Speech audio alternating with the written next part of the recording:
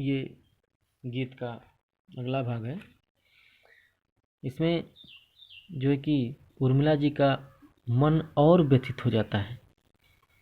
वो अपने पति लक्ष्मण जी से मिलना चाह रही हैं, उनके करीब जाना चाह रही हैं। उनका मन, उनका हृदय बिल्कुल प्रेम में व्यथित हो गया है। वो परेशान सी हो गई हैं। अब उनको फूल, बसंत ऋतु के जो फूल खिले हैं, फूल है, उनको कामदेव के बाण नजर आ रहे हैं। मतलब फूल को देख करके उनका मन और व्यथित हो जा रहा है, उनका मन और दुखी हो जा रहा है। ये बात करिए कि मुझे फूल मत मारो, मैं अबला बाला वियोगिनी कुछ तो दया विचारो। ये बसंत ऋतु में जो फूल खिले हैं, उसको देख के उनके जो मन है, अपने मन को रोक नहीं पा रही हैं।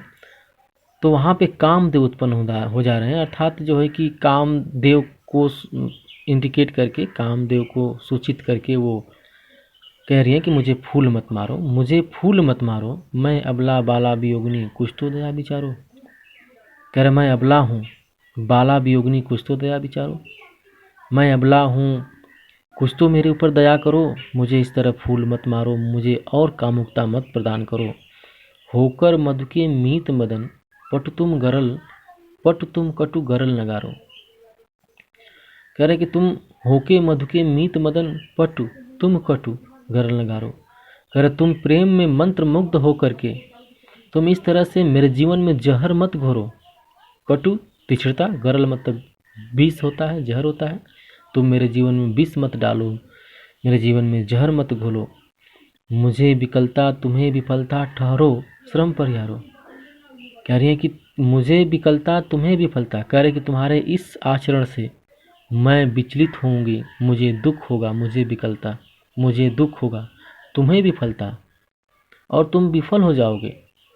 तुम मेरे ऊपर जो अपने प्रेम के बाण चला जा रहे हो फूल जी, अब तुम विफल हो जाओगे, तुम्हारा ये बाण मुझ पे असर नहीं करेगा। ठहरो श्रम परिहारो, रुको, बेमतलब का प्रयास मत करो, बेमतलब का प्रयत्न न करो।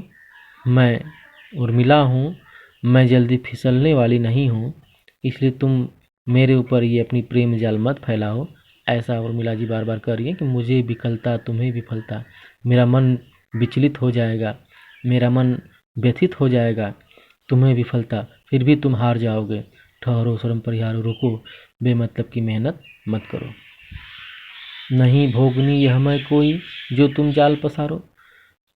उर्मिला जी अपने आप को कह रही हैं कि नहीं भोगनी यह मैं कोई। कह रहे कि यहाँ मैं कोई भोगनी नहीं हूँ, अर्थात मैं कोई बदचलन औरत नहीं हूँ जो कि तुम मेरे ऊपर अपने बाण चलाए जा रहे हो, अपनी प्रेम दृष्टि डाले हो तो मैं फिसल जाऊंगी।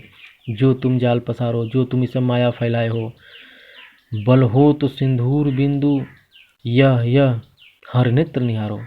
उर्मिला जी अब जो है कि अपने पतित्व का, अपने पति का ध्यान करके वो कह रही है कि तुम में दम है, बल है, तो तुम मेरे सिंदूर बिंदु की तरफ देखो, यह हर नेत्र निहारो।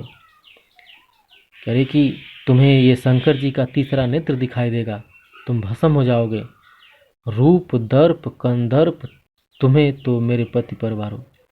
रूप दर्प कंदर्प, यदि तुम्हें अपने आप को सौंदर्य होने का, खूबसूरत होने का बहुत घमंड है, तुम्हें तो मेरे पति पर वारो, तो तुम ऐसा घमंड न करो। तुमको मेरे पति की सुंदरता के ऊपर न्यौछावर किया जा सकता है, अर्थात मेरे पति तुमसे भी ज़्यादा सुंदर हैं, तो उनकी सुंदरता के ऊपर तुमको न्यौछावर किया जा सकता है।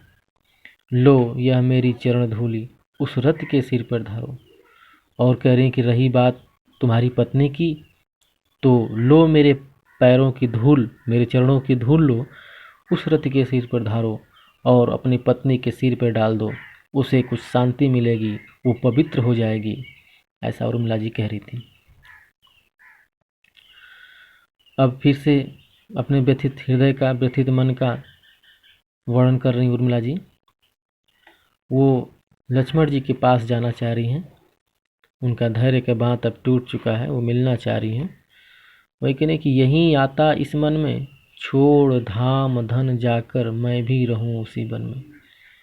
कह रहे कि अब तो मेरे मन में यही बार बार प्रश्न आता है, मेरा मन अब यही चाहता है कि छोड़कर धाम धन जाकर मैं भी रहूं उसी में। धाम धन मतलब ये राजपाट, ये सब राजपाट बेकार है, इसको छोड़ करके मैं भी उसी वन में जाकर निवास करूं जिसमें मेरे प्रीतम लक्ष्मण जी रह रहे हैं।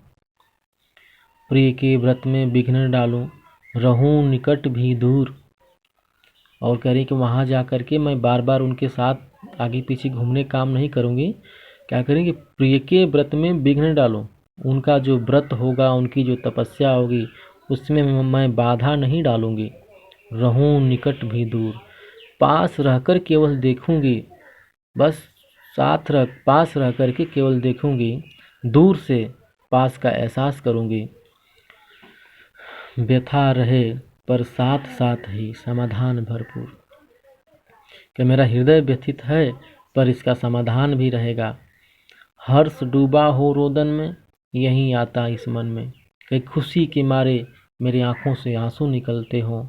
मेरे मन में यही विचार बार बार आता है कि मैं ये धन धाम, ये धन दौलत, राजपाट सब कुछ छोड़ करके अपने पति लक्ष्मण जी के साथ मैं वन में रहूं, उनसे दूर रहूं पर निकटता का एहसास हो, उनके पूजा पाठ में बाधा न डालूं। और मेरे मन में यही विचार बार बार आता है, खुशी के मारे मेरे आंखों से आंसू निकलते हों, यही आता इस मन में।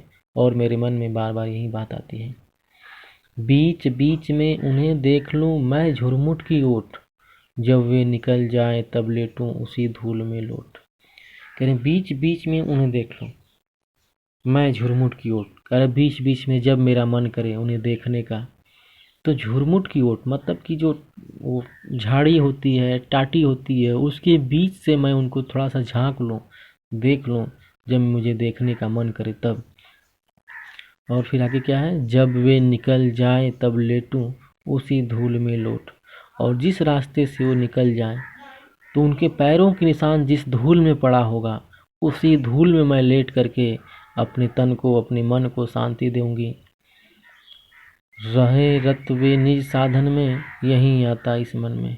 कह रहे कि यही रहे रत वे निज साधन में, कह रहे कि वो अपने ही धुन में रमे रहें, अर्थात अपने ही पूजा पाठ जो कर रहे हैं करते रहें, यही आता इस मन में।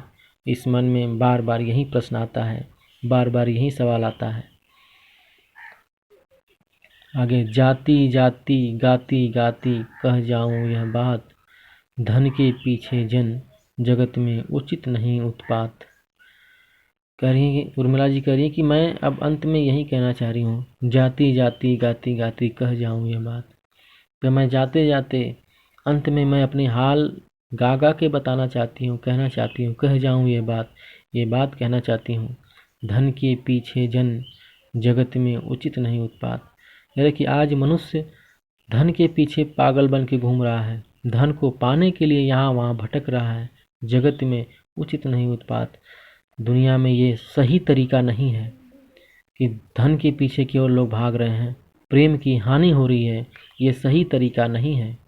प्रेम की ही जय जीवन में, यही आता इस मन में। उर्मिला जी अपने मन की बात बता रही हैं कि धन के पीछे न जा कर के प्रेम की ही जय जीवन में, प्रेम का ही जय जयकार इस जीवन में हो, यही आता इस मन में।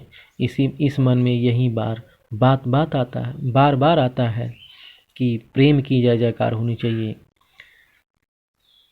पूरा जीवन धन्य हो जाएगा, यही आता है इस मन में। मेरे मन में यही विचार बार बार आते हैं, कैसे मैं अपने मन को शांति दे सकूं और अपने पति का प्रेम पा सकूं।